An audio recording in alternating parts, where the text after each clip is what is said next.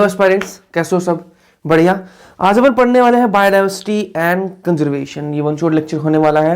अगली 20 से 25 मिनट के अंदर ये चैप्टर का कंप्लीट कर देंगे। एनसीईआरटी की हर एक लाइन कवर करेंगे और पूरी फिल्म चलेगी इस चैप्टर की। तो करते हैं स्टार्ट, ज़्यादा टाइम वेस्ट नहीं करेंगे। मेरा नाम प्रदीप है। आज अपन पढ़ने वाले हैं बायोडाइवर्सिटी एंड कंजर्वेशन। तो स्टार्ट करते हैं भैया। बायोडाइवर्सिटी होती क्या है? पहले कलर चेंज कर लिया जाए पेन का। 1 मिनट, बस 1 मिनट। बायोडाइवर्सिटी होती क्या है? तो बायोडाइवर्सिटी जो टर्म है ना, बायोडाइवर्सिटी क्या है मतलब जितनी भी डाइवर्सिटी है ना, अपनी जो स्पीसीज है, अलग अलग स्पीसीज है। जैसे मतलब गाय की अलग, गाय जो है उसकी भी कितनी वैरायटीज है ना, आम है उसकी कितनी सारी वैरायटीज है ना, तो वो उसे क्या बोलते हैं? डाइवर्सिटी बोलते हैं ना। तो डाइवर्सिटी जो टर्म है ना, बायोडाइवर्सिटी जो टर्म है, ये किसने दी? Term given by Edward Wilson. किसने दी? एडवर्ड विल्सन जो है एक साइंटिस्ट है, उन्होंने ये टर्म दी बायोडाइवर्सिटी। ठीक है, इन्होंने क्या डिस्क्राइब किया? Describe at 3 levels. जो बायोडाइवर्सिटी है उसको 3 लेवल्स पर क्या किया? इसको डिस्क्राइब किया। बायोडाइवर्सिटी को 3 लेवल पर डिस्क्राइब किया। किसने? एडवर्ड विल्सन ने। कौन कौन से भैया? एक जेनेटिक डाइवर्सिटी, ठीक है, एक स्पीसीज डाइवर्सिटी और एक इकोलॉजिकल डाइवर्सिटी। ये 3 लेवल्स पर क्या किया? बायोडाइवर्सिटी को क्या किया? डिस्क्राइब किया। कैसे किया? एक को पढ़ लेंगे। बात करेंगे जेनेटिक डाइवर्सिटी की, तो इसमें क्या होगी? Diversity at genetic level. Genetic level पर डाइवर्सिटी कैसे हो सकती है उसकी बात कर लेंगे। तो देखो, रोल्फिया वोमिटोरिया, रोल्फिया वोमिटोरिया ये एक क्या है? मेडिसिनल प्लांट है। रोल्फिया वोमिटोरिया ये क्या है? मेडिसिनल प्लांट है। ये क्या सिक्रेट करता है? रेजर पाइन। ठीक है, जो रोल्फिया वोमिटोरिया जो है वो एक केमिकल सिक्रेट करता है जिसका नाम क्या है? रेजर पाइन। क्या नाम है? रेजर पाइन। एक्टिव केमिकल है ये। और इसके अंदर खास बात क्या है? Different potency and concentration in different Himalayan ranges. जो हिमालय जो है ना, हिमालयन जो रेंजेस है, अलग अलग रेंज है ना, अलग अलग रेंजेस है हिमालय की। ठीक है, और अलग अलग रेंज के अंदर ये रोल्फिया वोमिटोरिया पाया जाता है। ठीक है, अलग अलग रेंज के अंदर ये आपको मिलेगा। और अलग अलग रेंज के अंदर ये जो वोल्फिया वोमिटोरिया जो है, इसके अंदर जो रेजर पाइन निकलता है उसकी कंसंट्रेशन अलग होगी। ठीक है, कंसंट्रेशन अलग होगी और उसकी क्या होगी? पोटेंसी अलग होगी। रेंज का मतलब समझ गए? ठीक है, हिमालय की जो हिमालयन जो है वो अलग अलग रेंजेस हैं, आप सबको पता है वो। अब उन अलग अलग रेंजेस में जो रोल्फिया वोमिटोरिया पाया जाएगा, एक में अलग उसकी क्या आएगी? कंसंट्रेशन और पोटेंसी अलग आएगी, दूसरी रेंज के अंदर अलग आएगी। तो ये क्या है? जेनेटिक लेवल पर डाइवर्सिटी। ये बात हो गई। इंडिया के अंदर क्या है? इंडिया के अंदर राइस की मोर देन 50,000 डिफरेंट स्ट्रेन है। ठीक है, राइस के मोर देन 50,000 स्ट्रेन है इंडिया के अंदर। ठीक है, और मैंगो की बात करें इंडिया के अंदर तो 1000 से ज्यादा वैरायटी है, 1000 वैरायटीज हैं। किसकी? मैंगो की, आम की। ठीक है, फिर बात करेंगे स्पीसीज डाइवर्सिटी। ठीक है, अपन ने जेनेटिक डाइवर्सिटी पढ़ लिया, बात करेंगे स्पीसीज डाइवर्सिटी की। तो स्पीसीज डाइवर्सिटी जो है इसके अंदर क्या है? Diversity eight species level. Species के लेवल पर क्या होगी? डाइवर्सिटी होगी। तो इसके अंदर ध्यान क्या रखना आपको कि भैया एम्फीबियंस जो है ना, एम्फीबियन जो स्पीसीज है, एम्फीबियन जो स्पीसीज है उनकी जो एम्फीबियन स्पीसीज है वो ज्यादा कहां पर है? वेस्टर्न घाट्स है वो greater species than Eastern Ghats है। जो वेस्टर्न घाट्स है वहां पर क्या है? ज्यादा स्पीसीज है, एम्फीबियन स्पीसीज है वो ज्यादा है। किसके कंपेयर में? ईस्टर्न घाट्स के कंपेयर में। तो आपको ये वाली बात याद रखनी है, एग्जाम के अंदर आ सकता है। जो वेस्टर्न घाट्स है वहां पर एम्फीबियन स्पीसीज ज्यादा है ईस्टर्न घाट्स के कंपैरिजन में। चलो जी, फिर आगे चलते हैं। फिर बात करेंगे इकोलॉजिकल डाइवर्सिटी की। किसकी बात करेंगे? Ecological diversity.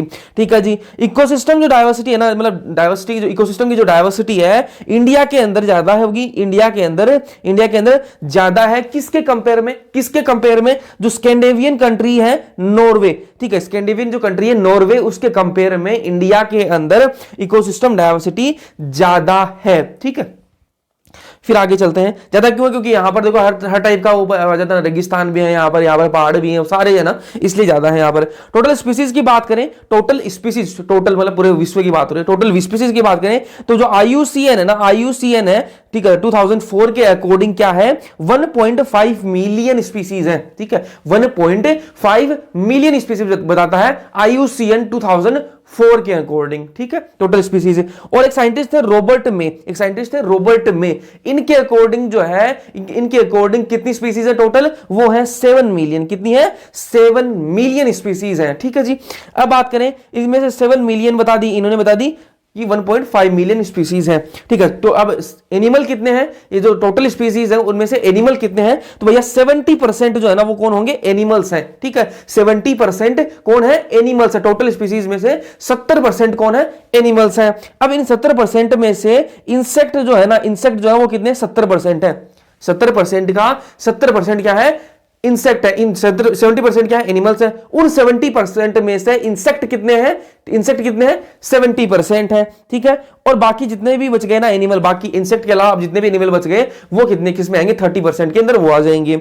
और प्लांट्स की जो टोटल स्पीसीज है वो कितनी है, 22% प्लांट्स हैं। ठीक है जी, फिर आगे बात करेंगे। अब ये तो मैंने वर्ल्ड की बात कर ली, अब इंडिया की बात कर लेते हैं। तो total species in India, India के अंदर टोटल स्पीसीज कितनी है वो देख लीजिए। एरिया कितना है इंडिया के पास, इंडिया के पास एरिया कितना है, 2.4% ऑफ वर्ल्ड्स लैंड एरिया। पूरे विश्व के अंदर जितना एरिया है, पूरे विश्व के अंदर जितना एरिया है उसका 2.4%, ठीक है, 2.4% एरिया इंडिया के पास है। ठीक है, पूरे विश्व के पास जितना एरिया है ना उसका 2.4% एरिया ही अपने पास है। ठीक है, इंडिया के पास है। लेकिन स्पीसीज कितनी है अपने पास, स्पीसीज को डाइवर्सिटी है, स्पीसीज डाइवर्सिटी वो कितनी है अपने पास, 8.1% है। ठीक है, पूरे विश्व की अपने पास कितनी है, 8.1%। एरिया सिर्फ 2.4% अपने पास है, और अपने पास डाइवर्सिटी कितनी स्पीसीज की, 8.1% है। ठीक है, एनिमल्स की कितनी स्पीसीज है, 90,000 स्पीसीज अपने पास है। एनिमल्स की कितनी स्पीसीज है इंडिया के अंदर, 90,000 स्पीसीज है। और प्लांट्स की कितनी स्पीसीज है, 45,000 स्पीसीज है। ठीक है जी, ये राइस की बात अपन ने कर ली, राइस की कितनी है, 50,000 स्टेन्स है, और मैंगो के 1,000 वेराइटीज है इंडिया के अंदर। अब इतनी सारी स्पीसीज डाइवर्सिटी है, इसलिए स्पीसीज रिचनेस है इंडिया के अंदर, इंडिया के अंदर स्पीसीज रिचनेस है, इसलिए इंडिया को किसमें इंक्लूड किया गया है, 12 मेगा डाइवर्सिटी कंट्रीज के अंदर इंडिया का भी नाम आता है। जो 12 जो मेगा डाइवर्सिटी वाले जो देश है ना उनके अंदर इंडिया का भी नाम है, क्योंकि यहां पर स्पीसीज रिचनेस अच्छी है इंडिया के अंदर।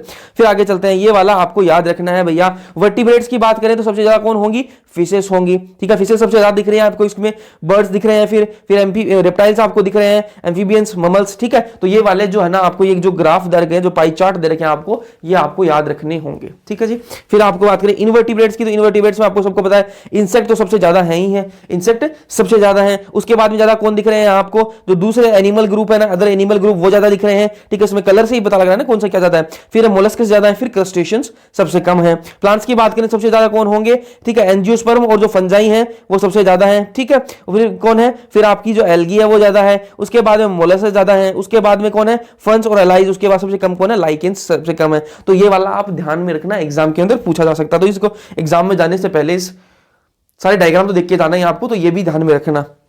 फिर बात करेंगे लॉस ऑफ बायोडाइवर्सिटी की। ये तो अपने बायोडाइवर्सिटी की बात कर ली, अब बायोडाइवर्सिटी का लॉस कैसे हो रहा है उसकी बातें कर लेते हैं। बायोडाइवर्सिटी जो है उसका लॉस कैसे हो रहा है उसकी बातें कर लेते हैं। तो एक्सटिंक्शंस की बात कर लेंगे, एक्सटिंक्शन इन रिसेंट टाइम, अभी जो फिलहाल हाल ही में, ठीक है, रिसेंट टाइम में कौन कौन से एक्सटिंक्शंस हुए हैं उनकी बातें कर लेते हैं। तो डोडो है उसका एक्सटिंक्शन हो गया। कहां से एक्सटिंक्शन हुआ उसका, मॉरिशस से। कहां से हुआ है, मॉरिशस से। एक है क्वागा, कागा जो है इसका कहां से हुआ है, क्वेगा का कहां से हुआ है, अफ्रीका से। एक है थाइलेसिन का कहां से हुआ है, ऑस्ट्रेलिया से। एक स्टेलर सी का हुआ कहां से, रशिया से हो गया। बाली, जवान और कैस्पियन, बाली, जवान को जावा भी बोलते हैं, ठीक है, जावा, कैस्पियन, ये कहां से हुआ है, टाइगर की है, टाइगर की सब स्पीसीज है, बाली, जवान और कैस्पियन, ये तीनों किसकी सब स्पीसीज है, टाइगर की सब स्पीसीज है, जो कि अब क्या हो गई, एक्सटिंक्ट हो चुकी है। ठीक है, अब बात करें सिक्स्थ एक्सटिंक्शन। ये सिक्स्थ एक्सटिंक्शन क्या है, अब जो एक्सटिंक्शन चल रहे हैं ना प्रेजेंट टाइम में, जो एक्सटिंक्शन चल रहे हैं वो कौन से हैं, सिक्स्थ एक्सटिंक्शन है। मतलब क्या हुआ इसका कि भैया ऐसे एक्सटिंक्शन पहले 5 बार और हो चुके हैं। ठीक है, पास्ट में मतलब पुराने टाइम में 5 बार ऐसे एक्सटिंक्शन हो चुके हैं। ठीक है, ये कैसा एक्सटिंक्शन चल रहा है, सिक्स्थ एक्सटिंक्शन चल रहा है। ध्यान में रखना, जो अभी एक्सटिंक्शन हो रहे हैं ये कौन सा एक्सटिंक्शन है, सिक्स्थ एक्सटिंक्शन है। इससे पहले 5 बार और एक्सटिंक्शन हो चुके हैं। तो इसमें खास बात क्या है, सिक्स्थ एक्सटिंक्शन में खास बात क्या है कि ये भैया 100 to 1000 टाइम्स फास्टर है देन प्रीवियस एक्सटिंक्शन। जो पहले 5 एक्सटिंक्शन हुए थे उनके मुकाबले में जो ये छठवां एक्सटिंक्शन है ये 100 से 1000 गुना ज्यादा फास्ट हो रहा है। ठीक है, ज्यादा फास्ट हो रहा है। Half of the species might be wiped out with in next 100 years. और यह अनुमान लगाया साइंटिस्ट जो है, उन्होंने यह अनुमान लगाया है कि भैया अगले जो 100 साल आएंगे ना, नेक्स्ट जो 100 ईयर्स आएंगे उनके अंदर, उनमें क्या होगा, जो आधी से ज्यादा जो स्पीसीज है वो क्या हो जाएंगी, बिल्कुल एक्सटिंक्ट हो जाएंगी, बिल्कुल विलुप्त हो जाएंगी। ठीक है जी, फिर आगे चलते हैं, बात करेंगे इसकी। एक साइंटिस्ट है डेविड टिलमान, उन्होंने क्या बताया है, स्पीसीज एंड बायोमास की बात करी है, स्पीसीज और बायोमास में रिलेशन की बात करी है। तो इन्होंने क्या बताया कि area in which more diversity, जो वो एरिया जिसके अंदर सबसे ज्यादा डाइवर्सिटी होगी, वो एरिया जिसके अंदर सबसे ज्यादा डाइवर्सिटी होगी, वहां पर क्या होगा, इससे क्या होगा, देखो वो एरिया जिसके अंदर सबसे ज्यादा डाइवर्सिटी होगी वहां पर क्या होगा, लेस ईयर वेरिएशन होंगे, लेस क्या होंगे, वेरिएशन होंगे ईयर टू ईयर, ठीक है। हर साल में वेरिएशन जो है वो बहुत कम होंगे और हायर प्रोडक्टिविटी होगी, और वहां की प्रोडक्टिविटी है वो बहुत ज्यादा होगी। ध्यान से सुनो जो डेविड टिलमान भाई साहब है, इन्होंने क्या बोला, इन्होंने बोला ये कि वो एरिया जहां पर स्पीसीज रिचनेस ज्यादा होगी, जहां पर स्पीसीज बहुत ज्यादा होंगी, वहां पर ईयर टू ईयर जो वेरिएशन होंगे वो बहुत कम होंगे और प्रोडक्टिविटी है वो बहुत ज्यादा होगी, ठीक है। फिर एक साइंटिस्ट है पोल अर्लिक, इन्होंने क्या कहा, क्या हाइपोथेसिस दी, रिवर्ट पोपर हाइपोथेसिस। क्या दी, रिवर्ट पोपर हाइपोथेसिस। क्या है ये रिवर्ट पोपर हाइपोथेसिस? इन्होंने कहा कि जो अपना इकोसिस्टम है ना, इकोसिस्टम उसको ऐसे मानो कि कोई एक एरोप्लेन है, एक एयरप्लेन है, उसको मान लो कि ये अपना इकोसिस्टम है, ठीक है। मतलब इन्होंने क्या किया, कोरिलेट करके बताया कि है ना, ऐसे मान लो इसको, है ना। ऐसे तो मतलब अपन समझते नहीं कि हाँ इकोसिस्टम की क्या वैल्यू है, तो इन्होंने वैल्यू समझाने के लिए क्या बताया कि मान लो एक एरोप्लेन है और एरोप्लेन को मान लो कि ये अपना इकोसिस्टम है, ठीक है। और रिवर्स क्या है, रिवर्स किसको बोलते हैं पहले मैं समझा दूं आपको। रिवर्स होते हैं वो मतलब एरोप्लेन के जो पार्ट्स है ना, छोटे छोटे पार्ट्स है ना, ठीक है, एरोप्लेन के छोटे छोटे जो पार्ट्स हैं उनसे मिलकर जिनसे मिलकर एरोप्लेन बना हुआ होता है, उनको रिवर्स कहा जाता है। तो रिवर्स को मान लो आप स्पीसीज है, ठीक है। इन्होंने कहा क्या कि एरोप्लेन है जो है वो आपकी क्या है, इकोसिस्टम है, और रिवर्स क्या है, स्पीसीज है, ठीक है। अब क्या हुआ, इसके अंदर एरोप्लेन के अंदर पैसेंजर बैठेंगे और उन्होंने क्या किया, चोरी करना स्टार्ट कर दी एरोप्लेन के अंदर। कोई एक पैसेंजर गया, उसने ना कोई सीट उखाड़ के ले आया एरोप्लेन की, कोई कुछ उखाड़ के ले आया, तो ऐसे मतलब चोरी होनी स्टार्ट होगी, ठीक है। तो ऐसे मतलब धीरे धीरे सब लोग लेके जाने लगे। एक टाइम ऐसा आएगा कि उसके पंखी उखाड़ के ले गए कोई, है ना, एरोप्लेन के पंखी उखाड़ के ले गए। अब बिना पंखों के जैसे एरोप्लेन नहीं उड़ सकता, बिना पंखों के जैसे एरोप्लेन नहीं उड़ सकता, वैसे ही की स्पीसीज के बिना जो इकोसिस्टम है वो स्टेबल नहीं रह सकता। इन्होंने इसे समझाने की कोशिश की है, एरोप्लेन का एग्जांपल लेके अपन को इकोसिस्टम की वैल्यू समझाने की कोशिश की है। तो क्या कहा, विदाउट विंग्स रिवर्स, ठीक है। मतलब जो जिन मतलब रिवर्स का मतलब आपको मैंने बता दी कि जो छोटे छोटे पार्ट्स हैं जिनसे एरोप्लेन बनी हुई होती है, जो विंग्स जिनसे बने हुए होते हैं, उनके बिना जैसे एरोप्लेन जो है वो कैन टेक फ्लाइट, वो उड़ नहीं सकती। जस्ट लाइक दैट विदाउट की स्पीसीज कौन सी होंगी, that drive major ecosystem function, जो मेजर इकोसिस्टम फंक्शंस करेंगी, उनको क्या बोलेंगे, की स्पीसीज। उनके बिना इकोसिस्टम जो है वो स्टेबल नहीं रह सकता। अब बात करेंगे इसकी, अलेक्जेंडर वॉन हम्बल्ट, एक साइंटिस्ट है अलेक्जेंडर वॉन हम्बल्ट, ठीक है। इन्होंने क्या बताया, स्पीसीज और एरिया का रिलेशनशिप बताया, किसके बीच में, स्पीसीज और एरिया का रिलेशनशिप बताया। तो क्या है, ये ग्राफ आपको ध्यान में रखना है, ये ग्राफ क्या ध्यान में रखना है भैया, कि जैसे जैसे एरिया बढ़ेगा वैसे वैसे क्या है कि स्पीसीज रिचनेस बढ़ती जाएगी, लेकिन एक टाइम ऐसा आ जाएगा कि उसके बाद में आप कितना भी एरिया बढ़ा लो, स्पीसीज रिचनेस है वो नहीं बढ़ेगी। देखो यहां पर एरिया बढ़ रहा है, इधर बढ़ रही है स्पीसीज रिचनेस, तो एरिया बढ़ाते गए स्पीसीज रिचनेस बढ़ती गई, लेकिन यहां पर एक टाइम ऐसा आ गया कि स्पीसीज रिचनेस है वो कांस्टेंट हो गई, वो इससे ज्यादा नहीं बढ़ सकती, ठीक है। तो इससे आप क्या रखना है, ऐसे क्या होगी, स्पीसीज रिचनेस, ए से क्या मतलब है, यहां पर एरिया, जेड क्या यहां पर क्या है, स्लोप है, ठीक है। सी क्या है, वाई इंटरसेप्ट है, ठीक है। आपको ये ध्यान में रखना है। और आपको ध्यान में रखने वाली बात क्या है, वो ध्यान से सुनो, ये वाली जो है ना, ये वाली जो चीज है ये आपको ध्यान में रखनी है। जेड की जो वैल्यू है, स्लोप की जो वैल्यू है ना, जेड की जो वैल्यू है वो 0.1 से 0.2 होगी अगर स्मॉल एरिया की बात हो रही है। अगर ये एरिया जो है ना, ये एरिया जो है वो स्मॉल है, ये एरिया जो है वो स्मॉल अगर है, स्मॉल एरिया की बात हो रही है, तो जेड की वैल्यू कितनी होगी, 0.1 से 0.2 होगी। ध्यान से सुनना, ये तीन बातें जो है वो ध्यान से सुनना, क्वेश्चन आ सकता है यहां से। 0.1 से 0.2 होगी अगर स्मॉल एरिया की बात हो रही है। अगर बात हो रही है लार्ज एरिया की बात हो रही है, अगर बात हो रही है लार्ज एरिया की, तो जेड की वैल्यू कितनी होगी, 0.6 से 1.2 वैल्यू होगी, ठीक है। अगर लार्ज एरिया की बात होगी तो कितनी होगी, 0.6 से 1.2 वैल्यू आएगी। और z is equals to 1.15 value कब होगी, जब बात होगी किसकी, फ्रूट ईटिंग बर्ड्स, जो बर्ड्स फ्रूट खाती हैं, मतलब फ्रूगीवोर्स जो बर्ड्स हैं उनकी बीच में, और जो ममल्स हैं ट्रॉपिकल फॉरेस्ट के, उनके बीच में जब बनेगा ना अगर आप, तो क्या बने कि तुम कितनी वैल्यू लगानी है अपने को, z इज इक्वल्स टू 1.15, ठीक है।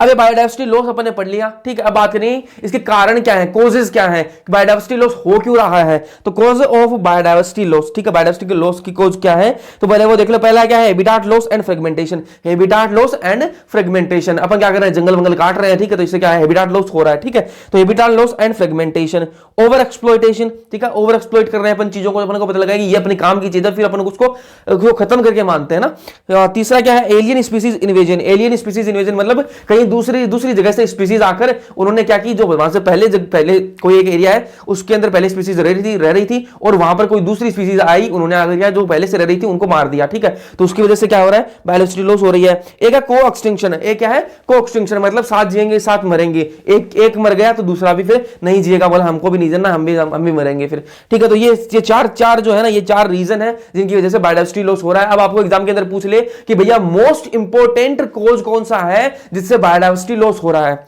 मोस्ट इंपोर्टेंट कॉज कौन सा है जिससे बायोडाइवर्सिटी लॉस हो रहा है, तो आपको आंसर क्या करना है, आपको आंसर करना है हैबिटाट लॉस एंड फ्रेगमेंटेशन, ये मोस्ट इंपोर्टेंट कॉज है। अब एक एक की बात कर लेते हैं, पहले बात करेंगे हैबिटाट लॉस एंड फ्रेगमेंटेशन की बात कर लेते हैं। तो इसके अंदर क्या है, एग्जांपल क्या है, Amazon rain forest, Amazon app नहीं, अमेजन रेन फॉरेस्ट है, ठीक है। अमेजन रेन फॉरेस्ट जो है ना, वो पास्ट के अंदर कितना एरिया कवर करता था, अर्थ का कितना एरिया कवर करता था, पहले कितना एरिया कवर करता था, 14% ऑफ अर्थ, ठीक है। अर्थ का जितना भी एरिया है ना, जितना एरिया है ना अर्थ का, उसका 14% एरिया में कौन था, अमेजन रेन फॉरेस्ट था, ठीक है, मतलब सबसे बड़ा जंगल है ये, ठीक है। और अब कितना है, अपन ने काट दिया जंगल को, तो अब मतलब आप और मैंने तो क्या काट दिया, अपन ने काट दिया, तो क्या होगा, नाउ अब कितना है, 6% ऑफ अर्थ का कितना है, अर्थ का 14% से कितना आ गया, 6% ही है अब एरिया, ठीक है। इसको क्या कहा जाता है, लंग्स ऑफ द प्लेनेट कहा जाता है। प्लेनेट का क्या कहा जाता है, इसको लंग्स कहा जाता है, क्योंकि इतना बड़ा एरिया है तो वहां पर क्या है, ऑक्सीजन भी बहुत देता है, ठीक है, तो इसलिए इसको लंग्स कहा जाता है प्लेनेट का, ठीक है। इसको काटा क्यों जा रहा है भैया, कट फॉर सोयाबीन, ठीक है, सोयाबीन की खेती करने के लिए इसको काटा जा रहा है।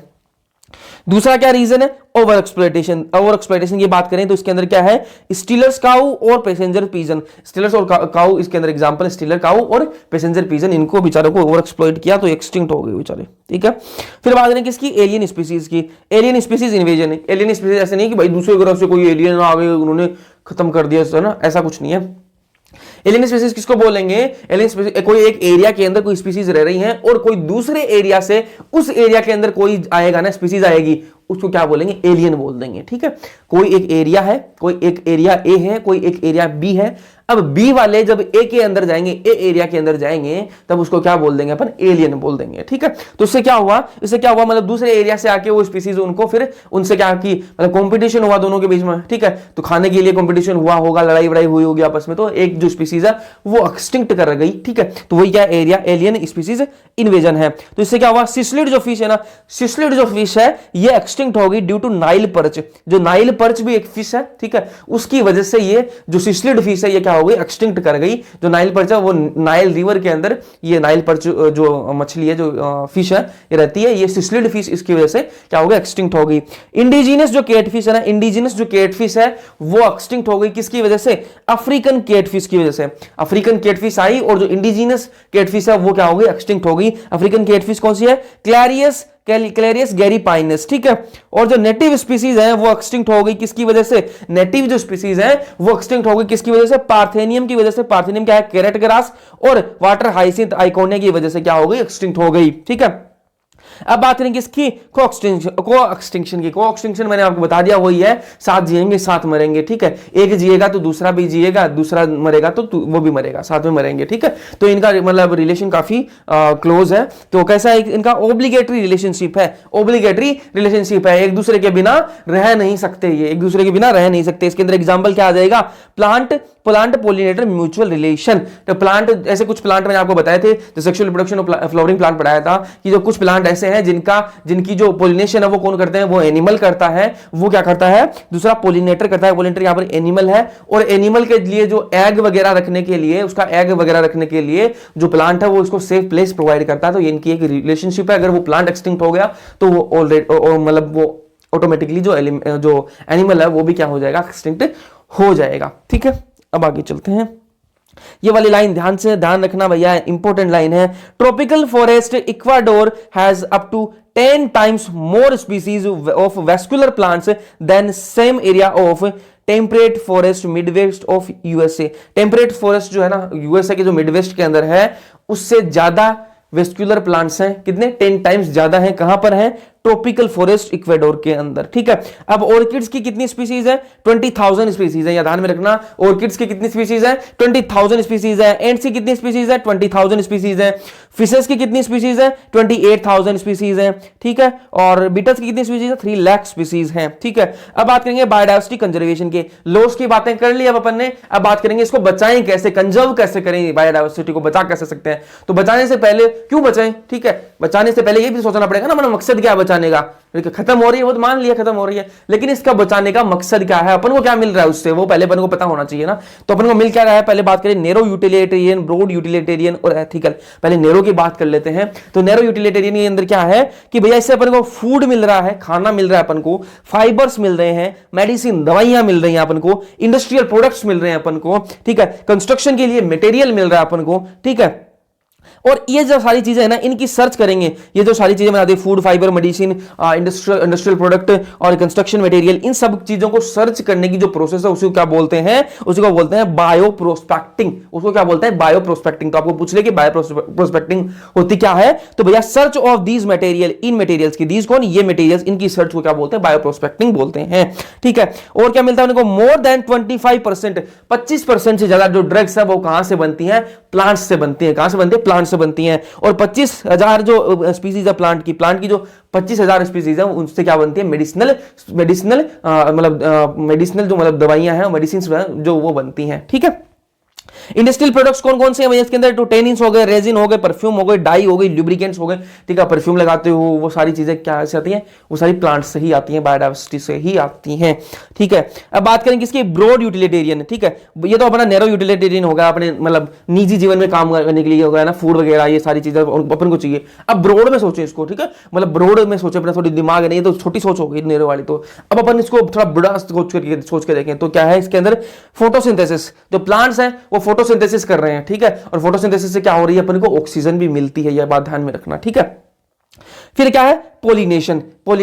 प्लांट्स पोलिनेशन कर रहे हैं, उसकी वजह से अपन को क्या मिल रही है? नए प्लांट्स मिल रहे हैं अपन को, नई वेराइटीज मिल रही है अपन को, फल फ्रूट मिल रहे हैं, वो सारी चीजें पोलिनेशन के अंदर आ गई। फिर क्या है? एक इथिकल रीजन है। एथिकल रीजन क्या है? एथिकल रीजन क्या है इसके अंदर? फिलोसॉफिकल और स्पिरिचुअल रीजन आ गया इसके अंदर। क्या आ गया? फिलोसॉफिकल और स्पिरिचुअल रीजन। फिर अपन को मतलब ये भी सोचते हैं ना कि बहुत सारे लोग पूजा भी करते हैं ना, जो कुछ एरिया ऐसे जहां पर मैं आगे बताऊंगा जहां पर पूजा करी जाती है, इन सब इनकी ना मतलब जंगल वंगल है इनकी पूजा करी जाती है, ठीक है। तो उनके लिए वो मतलब स्पिरिचुअल वैल्यू, और फिर मतलब ऐसे भी सोचते हैं ना कि यार जो अपनी नेचर ने अपन को ये सब इतना सब कुछ दिया है और अपन इसको कंजर्व नहीं कर रहे, तो एक स्पिरिचुअल जो है ना, इथिकल जो है, इथिकल वैल्यूज भी आ जाती हैं इसके अंदर। तो ये भी एक रीजन है इसको कंजर्व करने का।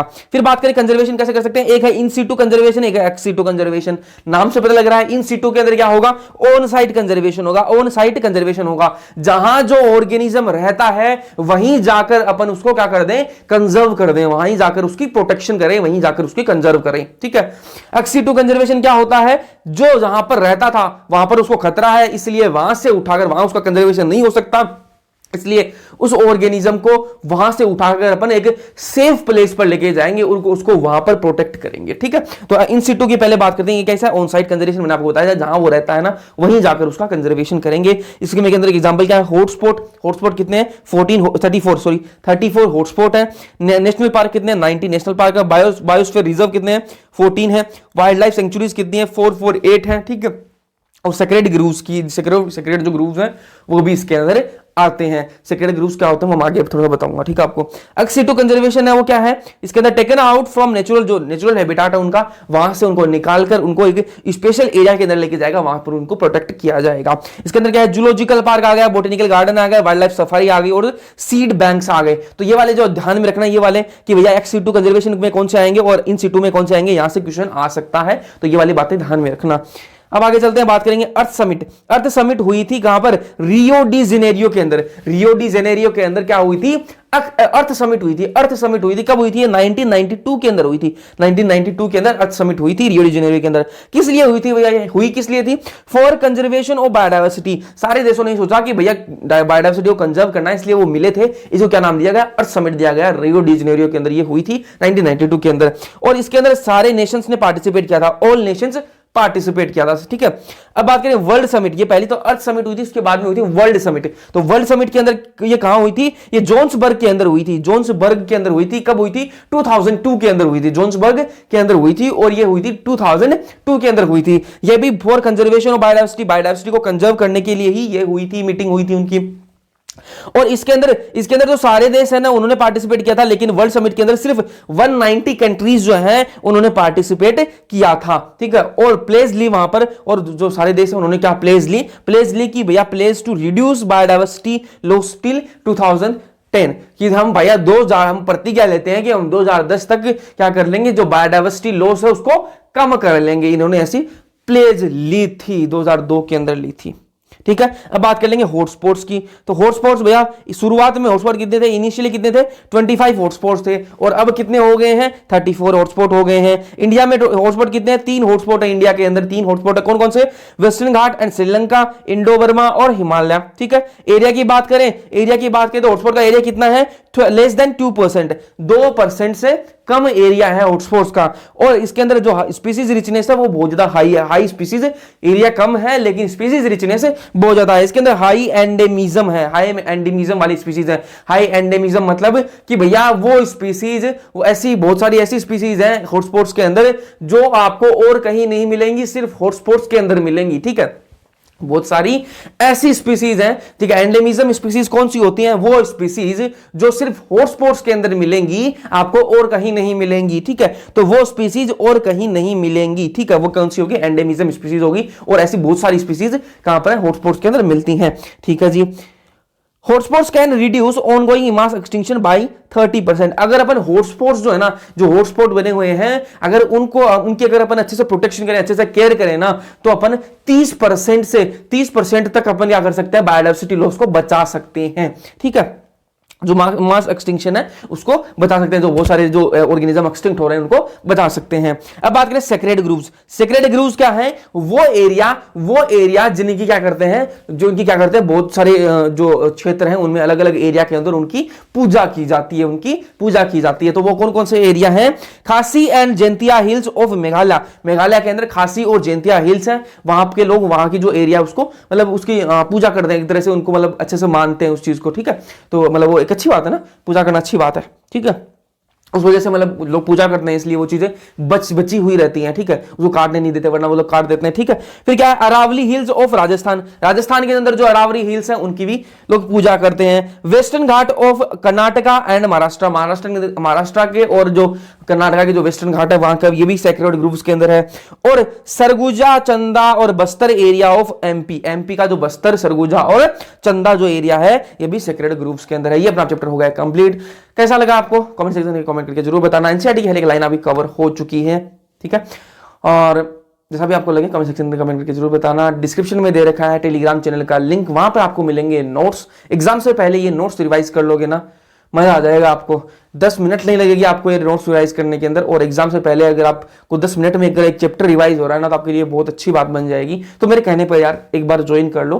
मतलब आपको इतने सारे चैनल आपने ज्वाइन कर रखे हैं, एक और कर लोगे, वो पड़ा रहेगा, वो भी आपको कोई बोझ थोड़ा ना मांग रहा है ना, तो वो भी पड़ा रहेगा, ठीक है। आपका कोई स्पेस घेर रहा है, कोई स्पेस नहीं घेरता। तो इसलिए आप टेलीग्राम चैनल को जरूर से ज्वाइन कर लीजिए, फायदा होगा आपको। मिलते हैं नेक्स्ट लेक्चर के अंदर, तब तक के लिए अच्छे से पढ़ते रहो। वीडियो अगर पसंद आए लाइक कर देना, चैनल को सब्सक्राइब कर देना। Thank you so much.